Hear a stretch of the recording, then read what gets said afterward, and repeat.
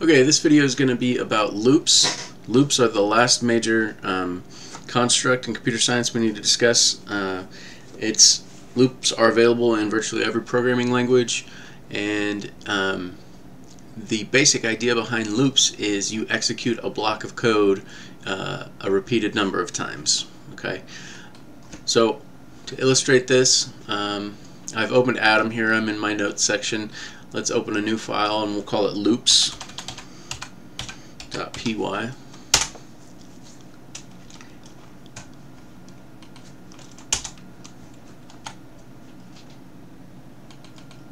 Alright, and in this file, first we'll just make a string. Now, we already know that strings are basically a collection. They're similar to lists. They're a collection of characters. So I can use the print function to print out the length of the string, length of s, save it. ls, where's my file? loops.py. So I call python3 loops.py. Alright, so 14, that is the length of this collection of characters. That means there are 14 items in this collection of characters, this string, right? So we've seen before we can use a for loop using the for keyword and then specify an identifier. We can make this identifier up. So I'm going to use the letter C as a variable, right? And that's just going to stand for character. And then the keyword in, you see Atom highlights that. That's syntax highlighting. That's a special keyword. And what collection? Alright, so for some variable name you make up in a particular collection, so S is the variable that holds the collection of characters, colon. Now after a colon, we know in Python you have a code block. It's an indented code block. Anything that is indented will run repeatedly. Okay, so print, I can just print hi over and over. Okay, now see, this length indicates there are 14 items in this string S. So the way the loop works is the character C, the first time through the loop, it says we have a collection here. Are there any items in the collection? If there are, so we go up and we look and say yes, there are. If there are, that first item gets stored in this variable C that we made. Okay, and then we'll print out the character after we print out hi. We'll just do two little dashes here. Alright, so then the next time first this is the code block. We only have one line of code in our code block. It reaches the end of our code block and then it says, are there any more items in our collection? It looks up and so it was here and it says yes, there are. Okay, well then C now becomes the next item in our collection, and then we print out that character C. So here the second time through the loop, C is actually equaling the character E, right? Then we check again, are there any more items in our collection? Yes. Okay, set C equal to the next item. So that's going to be an L. So each time this character, or this variable, and this can be named whatever you want, this variable will hold one of the items in your collection. Okay, so we see the length of the string is 14.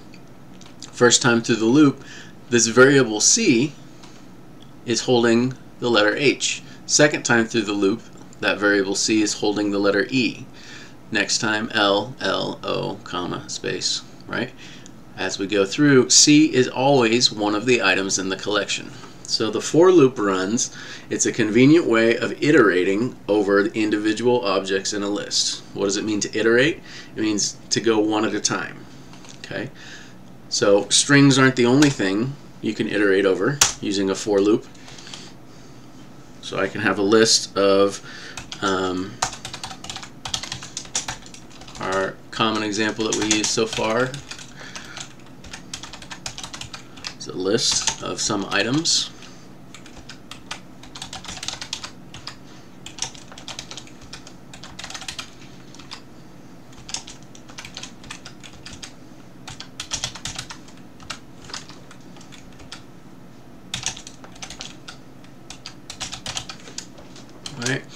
So this is a basic list, and let's print out a little separator here, and let's clean this up a little. We'll go ahead and print out what S is, and then we'll label this better. We'll say length.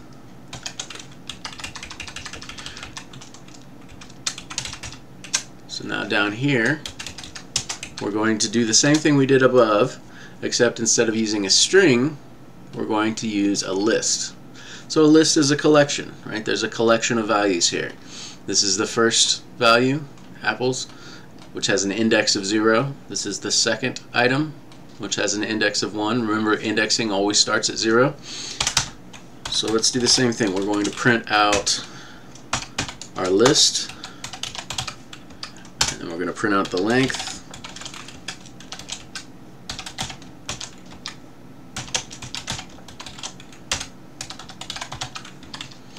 And then we're going to print out for F in fruits.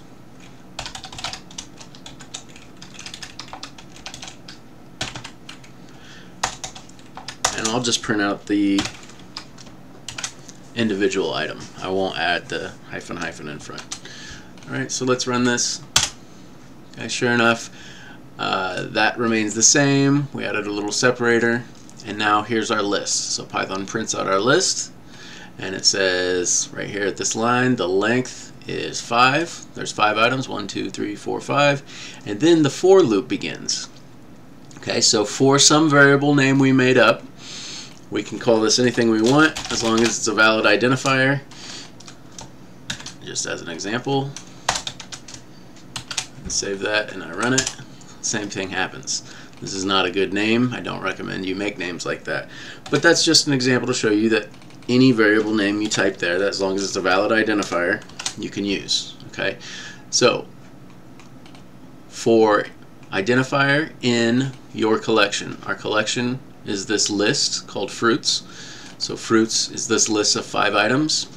So when Python executes a for loop, it looks in the collection and says, are there any items in this collection? If there are, F becomes the first item.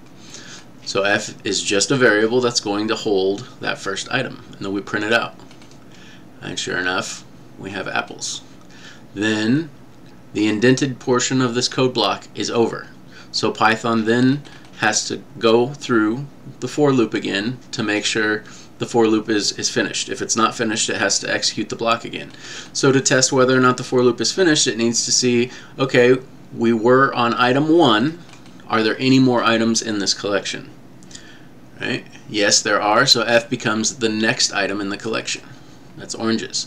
So then we print out oranges. There it is. It's the second one. Python has to check to see if the for loop is over. Are there any more items in the collection? We just got done with item 2. Yes, there's a third item. This third item has an index of 2, right? And then it prints it out. It goes through each one individually. So the idea here is actually fairly powerful. We can execute a code block repeatedly. Now for 5 items, that might not seem like much. We could just print out these 5 items, but I might have a list of hundreds or thousands or even millions of items. Okay, so it's a very powerful construct. Computers are able to process these large quantities of values very, very quickly. All right, so we'll show you an example of some of these larger type loops. Okay. So to do that, we need to discuss a particular function that's going to help us. Okay, so there's a range function in Python. The range function returns a list-like object. Okay, in older versions of Python, it actually did return a list, but a list-like object is basically it's an object that you can iterate over like a list, but a list requires you have all of the items in memory at one time, which for 5 items like we had in our fruits variable, that's not that big of a deal. But if I had 1 million or 1 billion items in my list, that is too many to store in it could be too many to store in memory, right? If we don't need to take up all of that memory, then we shouldn't. Okay, so Python corrects this in Python 3, and we have a list-like object that we can iterate over, but it doesn't necessarily put all the values in memory right away. It only puts them in memory when you need them. Alright, so to illustrate what the range function does, we're going to explicitly convert it to a list. So this is the extra step you have to take in Python 3. You have to convert it to a list because it's not technically a list, but it is iterable. Okay, it means you can iterate over the items one at a time. So let's open up Python 3, and if I type list, and inside of list I pass it a range function. This is a range function, and I'm passing one argument to it, 10. Okay, so this is going to create a list with 10 values in it. Okay, those values start at 0, and we go 1 through 9. Notice 10 itself is not in the list. Okay, the starting point is 0, and you go up to whatever value you passed into the range function. Okay, now there are 10 items. 1 through 9, there's obviously 9, and then if you count 0, that's the 10th one. Alright, so if I say list range of 3, what should show up here? Well, the starting value is going to be 0, and then I'm going to go up to 3, but not including 3. So there should be 3 items in this list. It should be 0, 1, and 2. Sure enough, that's what we get. And then 25, we have a list of 25 values. 1 through 24 is obviously 24, and if you count 0, it's 25. Now here's where it gets interesting. You can, with Python, make very, very large lists. There's 1,000, and it printed out 1,000 numbers, and it increments each one by 1. Right? So this is just a list of numbers, and each number goes up by 1 more than the previous. And to illustrate some of the power of computers these days, this is 100,000. Make a list of 100,000 items. Okay, did it relatively quickly. So now you can start to see why looping is so important. If I have 100,000 items in a list and I want to do the same thing to all of them, like multiply them by some value, then I would rather loop over this list and multiply each individual value through a loop rather than multiply each individual value manually and have 100,000 lines of code in my program. Okay, so let's go back to our loops, and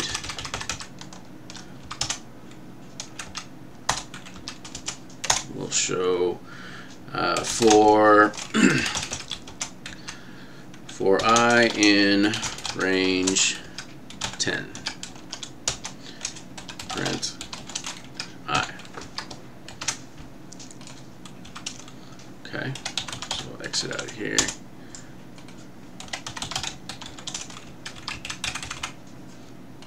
The terminal's hung up a little bit. I'll switch to another tab.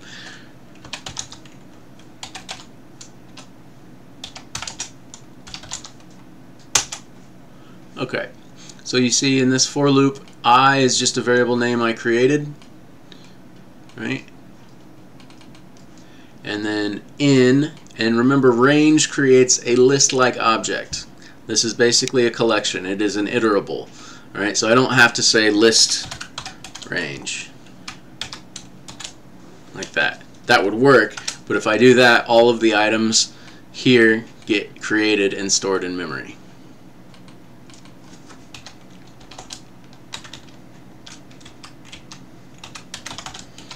There we go. So exit out of there.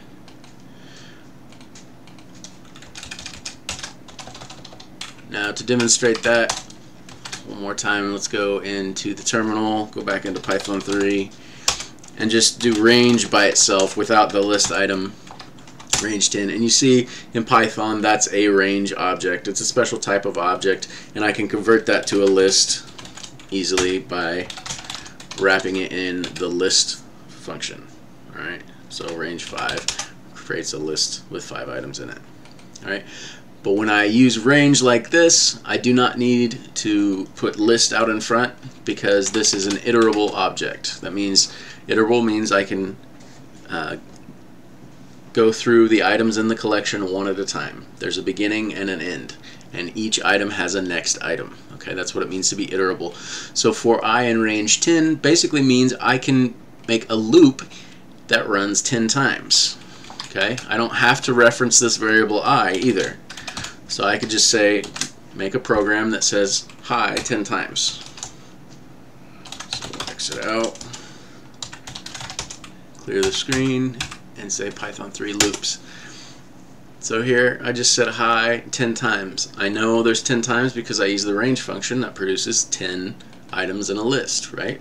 1, 2, 3, 4, 5, 6, 7, 8, 9, 10. All right. So I could just print out these numbers, I. So what if I wanted to print out items by 2? Then I would print out, I could multiply it by 2. 2, 4, 6, 8, 10. We're going to 20 by 2s. Or I could go by 5s. 0, 5, 10, 15, 20. Right?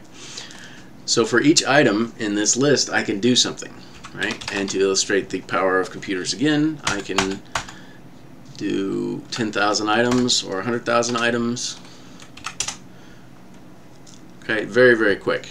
So that was 100,000 if you wanted to do 1,000,000 items. Okay, you can see the computer working. It's going incredibly fast. For a human being to actually write out this many multiplications would take who knows how long, just an insane amount of time. So computers are very, very good at repeating the same or similar task repeatedly. Okay, so that's what a loop is good at. So the only thing that changes each time through this loop is this variable changes value. Everything else, this code block still executes. The only difference is this one little variable has a different value. Okay. So the range function is very nice, but it also has some additional features that we haven't talked about. Right? So we saw range passing it with just one argument.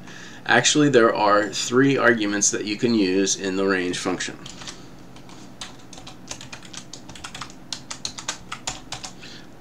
Okay, so in the range function you can pass it a starting condition, when to stop, and then the step. The step is the increment, basically. All right. So when we use just one argument, we just passed in the stopping condition, and start was assumed to be 0 and step was assumed to be 1. Okay, when we do that, we're going to start at 0, go up by 1 until we reach our stopping point, and we do not include our stopping point. Okay. So if I said range 10, and that was the only argument that I passed in here was a 10, that means the starting point would be 0, stopping point would be 10, and the step would be 1.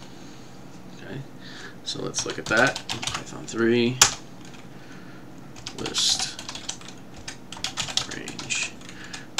Let's range 10 by itself, and then let's call the range function with 3 arguments. We're going to start at 0, we're going to stop at 10, and then our increment or our step is 1. So that's the same list. Now I can change the starting point to 2. This will be 2 through 10, going up by 1. So the first item is a 2 now. There's only 8 items in this list. 10 minus 2 is 8. Okay, so that's the 3 argument version of the range function. You can do more interesting things. You can go up by 2. So we go 2, 4, 6, 8. That sort of thing. All right. So let's look at the single argument version again. If you only apply one argument, that's assumed to be the stop variable, right? The stop condition. We make a list from some starting point to a stopping point, going up by some step or increment. All right. So you only supply one argument. You're providing the stop condition, and then Python assumes the start is 0 and the step is 1. All right. So list range 10 yields a list from 0 to 9 inclusive. There is no 10 value, right? List range 6, 0 to 5. There is no 6 value, all right?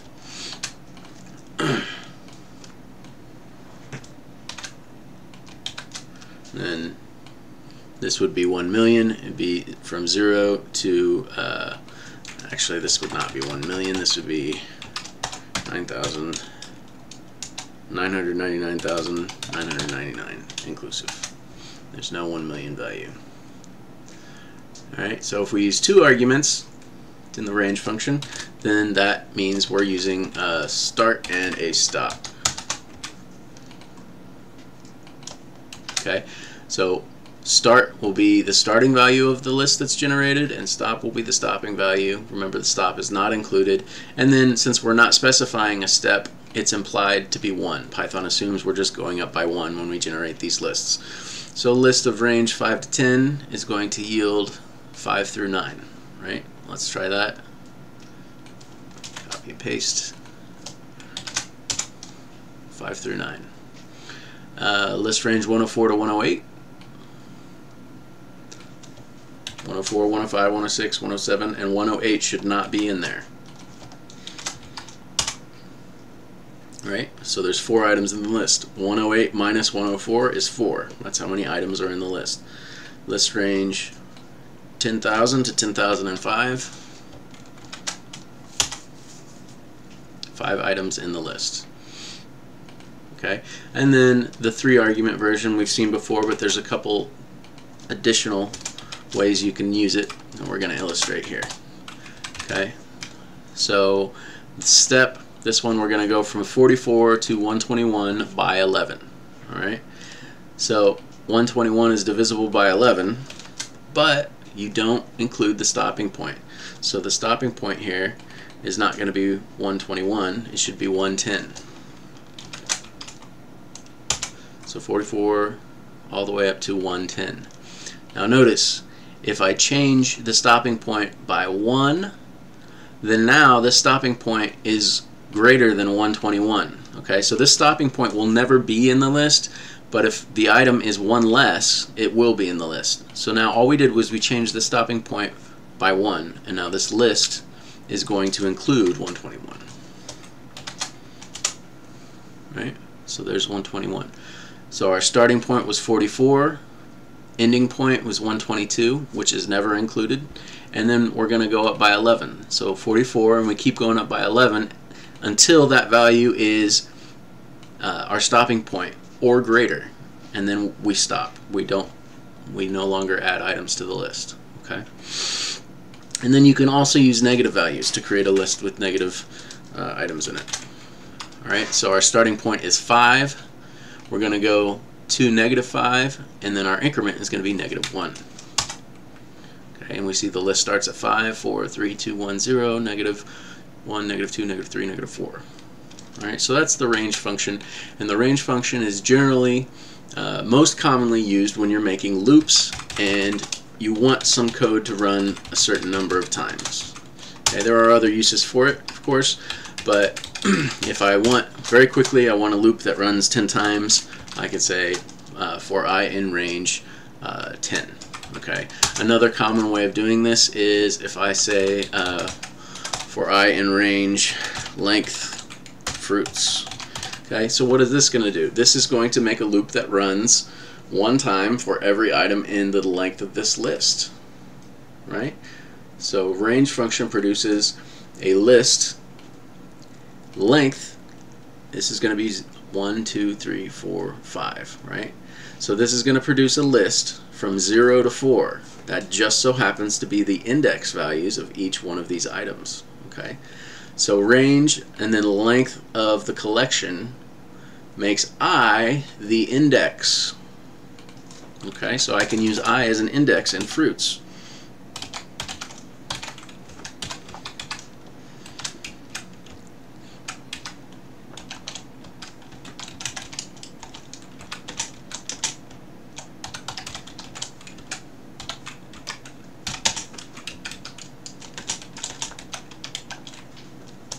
Okay, so this is a label. I'm going to say item space and then turn I into a string and then add a colon, and then I'm just going to print out fruits, our collection here, and I'm going to reference by index. Remember, when we reference by index we use square brackets, and then I is just going to be the index. So I is going to be from our range function here, we know I is going to be somewhere 0 to 4. First time through the loop, I is 0, then 1, then 2, then 3, then 4. And then the loop is over.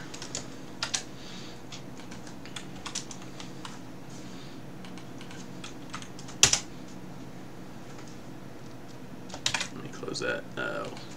Make this just run 1,000 times or 10,000 times so it's faster. There we go. All right, item 0, so index 0. So this is item at index. Item at index 0 is apples. Item at index 1 is oranges. And then pears, bananas, lemons. Okay, so there's two ways to access items, make a for loop, and iterate over all of the items. If you need the index, sometimes you might need a numeric index. For example, you might have a list of fruits, and then you might have a list of quantities. And then this list is how many quantities of each one that you have.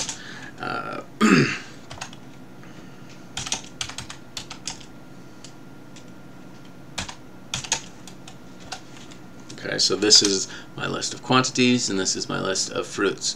So if I did a normal loop where I just said for f in fruits, and I wanted to print out the fruit, but then I also wanted to print out the quantity, I can't really do that from this value, right? What I need is the index, because I can use the index to get the first item in this list, and then I can use that same index to get the first item in that list.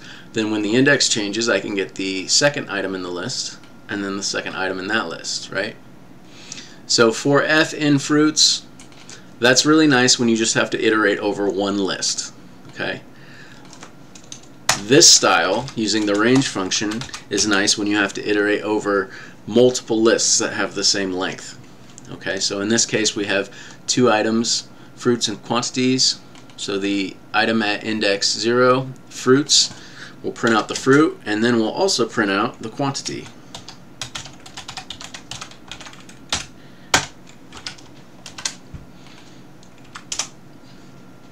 So we have 12 bananas, 5 oranges, 22 pears, 9 bananas, and 5 lemons. Alright? So this is very important if you need to iterate in a for loop over a list of items, but you need the index value. This is how you do it. For I in range, and then the length of your collection. Alright? If you just need to iterate over one list and you don't need the index, this is much simpler. For f in fruits, or for identifier name, whatever you want it to be in your collection, colon, and then indent the code. Now in all of these for loops, we're indenting the code and we just have one line, right? But I can have multiple different lines in here. I can have as many as I want, right? And so, you know, I'll just add some comment codes here. But this entire block of code, I'll add an extra print statement which will add a space. This entire thing is considered the block of code, and this entire thing runs each time through the loop. At each iteration through this loop, all of this code will execute. Now most of this is just comments, but I could have any number of lines of code here, and that's important. So Python knows that the code block for the loop is over when you unindent. So when I have no more indented code, Python recognizes that this code block is over. Alright? And I can say print done down here to illustrate that. So that just added a space between each one of these.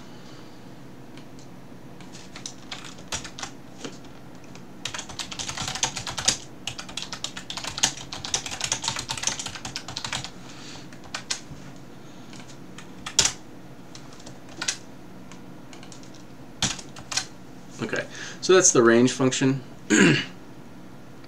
And then we'll go ahead and add to our notes for loops. So again, the range function is primarily used with for loops, but you don't have to use the range function with a for loop. They're primarily used to execute code block for each item in a list or a list-like object, right? So this defines what iterable is. So I can also define them like this, right? Before we had a variable name here for some identifier name. We're going to say fruit here in apple, orange, banana. This is a list literal. So I can either have a list literal here, or I can specify a variable that's holding a list. Or I can specify a function that returns a list. So I can do a function call that returns a list, right? But the point is, this section of the code must evaluate to a list, all right? And then I can print out that. And then this is a format string version of that. So this is basically just going to make the each of the items in this list plural. It's going to add an S. So this is going to be fruit plus the string character S. So this will be apple plus S, so apples. And then this is the format string version of that. Right? And then this will say orange plus S, which is oranges, and then this is the format string. And then banana and bananas. Then this is for character and hello friend, and it just prints out the character. And then this one, you have X becomes one of the items in our range function. So that's range 10 is going to produce a list-like object from 0 to 9. So X is going to be 0, then 1, then 2, then 3, all the way up to 9.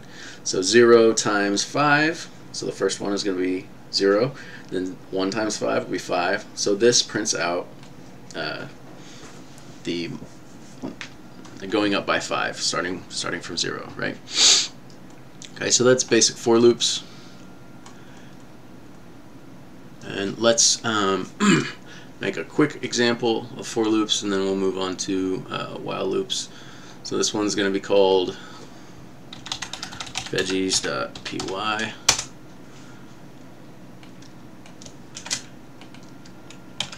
Alright, so let's say we have a list of vegetables. We got carrot, cucumber, celery, broccoli, cauliflower, tomato, and orange pepper. And I want to iterate over these items for veggie in veggies. Notice the naming. Veggies is plural. That generally means you have some sort of collection or list. Veggie is not plural, and that's because it's going to be one of the individual items in veggies. Okay, so naming can be hard, but that's one thing you do in computer science. If you have a collection of objects, usually you make it plural. Alright, so for veggie and veggie, let's just print out each one.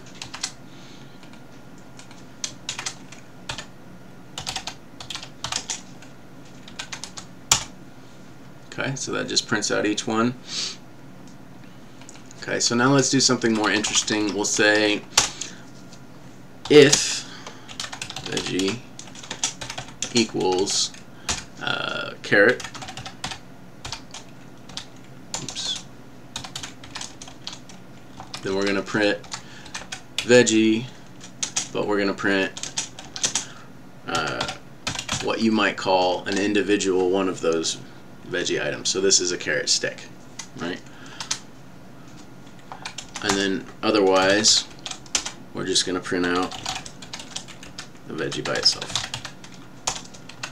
Okay, so notice the nesting here. This entire thing is considered the code block for the for loop, right? But we have conditional statements that have indentation as well.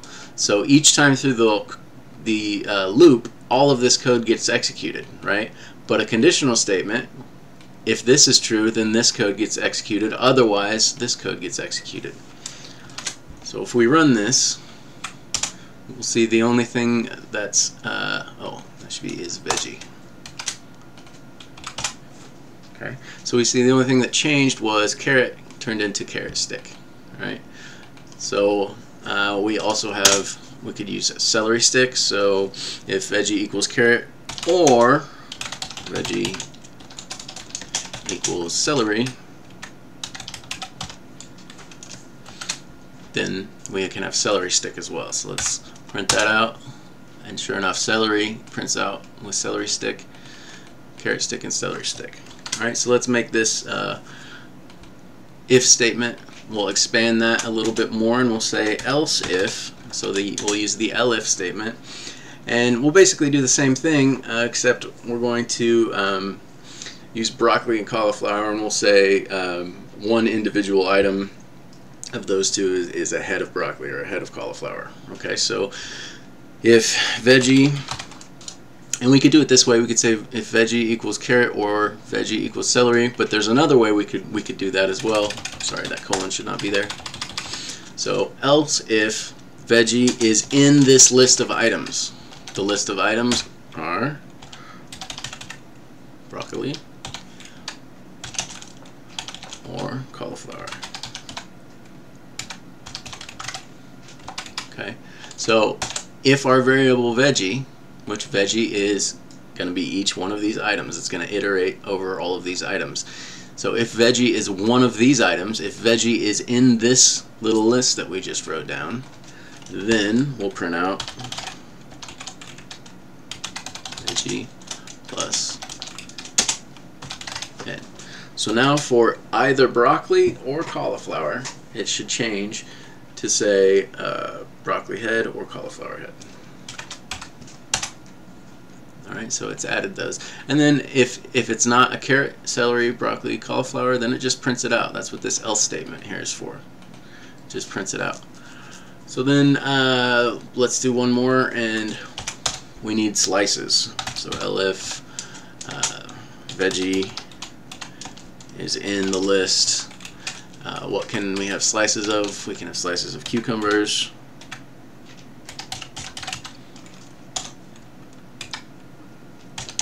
Or we can have slices of the orange pepper. Oops, that should be a string. So if veggie's in this list, then we'll print out veggie plus slice.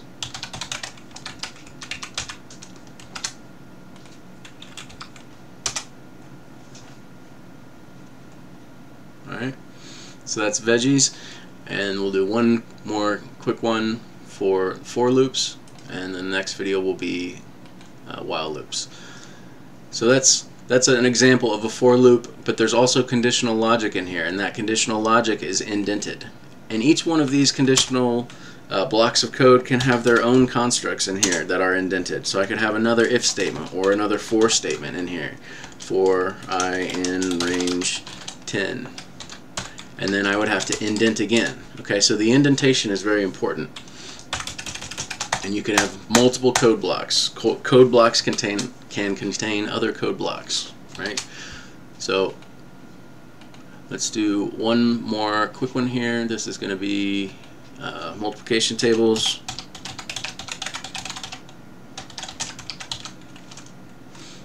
So .py. And in this one we're going to make, basically we just want to print out, maybe for a kid or something who's learning how to multiply, you would want to print out their multiplication tables for them so they can have some sort of reference. Okay, so for we have some item x in range, and we want to go from 0 to 10. That's pretty common, right? So in the range function, if we want 10 to be included, we have to make the range go to 11. Start out just printing out x. So let's run this. Python 3 multiplication tables 0 through 10, right? So what we want to show the kid is a list of all the different things you can multiply 0 by. So for each one of these numbers, we need to multiply by the same number of numbers. Okay, so this is going to be a nested for loop. So for y in range 11, we're going to print x, and then we'll print y. Okay, so this entire code block is going to run for each item in this list. So this for loop will run when x is 0, and this for loop will run 10 times, or actually 11 times for y. So x will be 0, but then this will run 11 times, and y will be 0 through 11. Meanwhile, x will remain at 0 the whole time. Then we go back up to this loop and x becomes 1.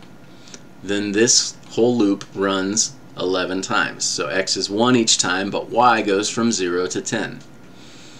Alright, then we go back up here. This loop, x becomes 2. This loop runs repeatedly from 0 to 10. Alright, so let's see what we have here. This is close to what we need. Alright, so this would be 0 times 0, 0 times 1, 0 times 2, right? So this is the sort of thing that we want to print out. These would be our times tables, and we'd need to print out the result also. Alright, so let's do that. We can do that nicely with a little format string, and we can say the value of variable x times the value of variable y is going to equal, and then x times y. Alright, so that's a little format string, and what we have here is our times tables. So 0 times anything is obviously 0. These are the units. And then 2 times 0 is 0, 2 times 1 is 2, so these go up by 2s, these go up by 3s, 4s, 5s, 6s, right? So it looks like this is a valid way of making a multiplication table for a child to learn the multiplication tables, right? But this illustrates a nested loop. Okay, so this can get a little bit tricky, right? We can add complexity. Each time through this outer loop, this inner loop runs multiple times. Okay, so this will run 11 times, but this loop runs 11 times. So how many times does this get executed? That line of code will get executed 11 times 11 times, right? So 121 times. Okay, so that's enough for for loops, and we'll move into while loops next time.